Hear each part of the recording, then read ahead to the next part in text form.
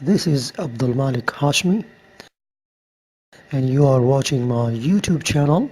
For more videos, please subscribe my YouTube channel and leave your comments below.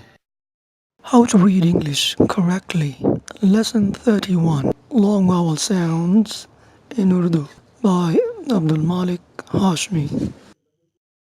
इस lesson में हम long vowel sounds in Arabic and Urdu पढ़ेंगे कि उर्दू और अरबी में लॉन्ग वावल साउंड्स कौन कौन सी होती हैं और उनकी कैसी आवाज़ होती है.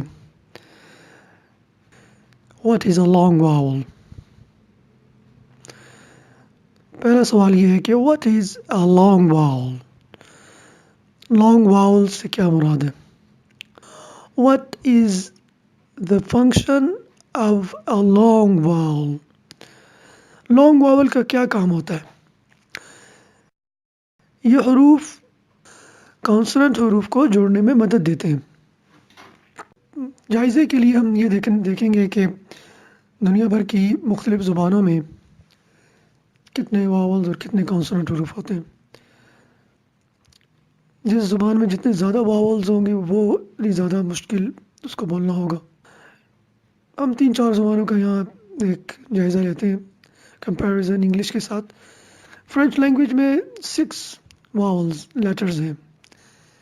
इन 6 लेटर से कितनी वावल्स साउंड्स पैदा होती हैं ये अलग टॉपिक है. तो फ्रेंच में 20 कॉन्सोनेंट है, टोटल लेटर्स 26 हैं. पोर्चुगीज़ में 5 वावल्स है, 21 कॉन्सोनेंट एंड टोटल 26 लेटर्स हैं.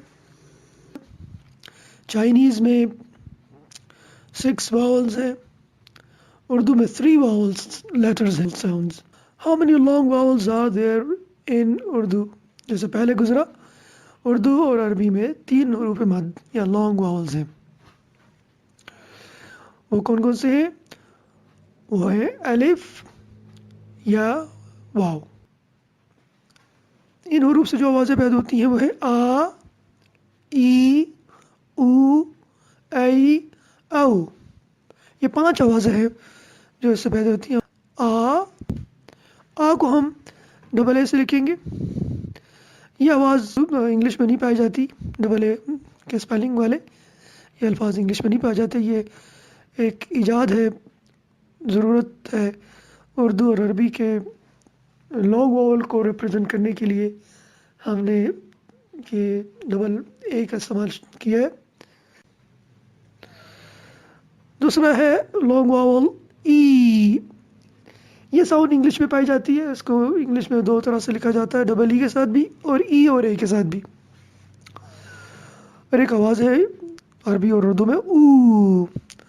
इसको ये आवाज़ इंग्लिश में पाई जाती है और इसे डबल ओ से लिखा जाता है.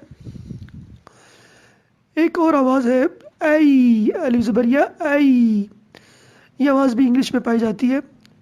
इसको लिखा जाता है ए और आई के साथ, ऐ, ए और वाई के साथ. ये आवाज़ अरबी में पाई जाती है, अलिफ ज़बर या ऐ.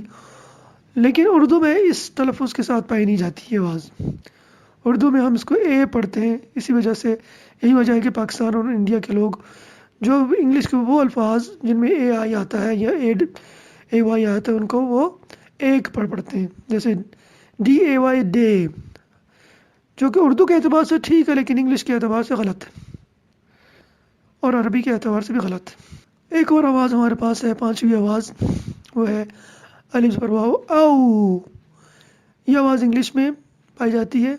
इसको हम इंग्लिश में कैसे लिखते हैं? ओ और ए के साथ, ओ ए औ या ओ डब्ल्यू औ. Thank you for watching my video. Please do subscribe my YouTube channel. For more videos, please click the bell icon.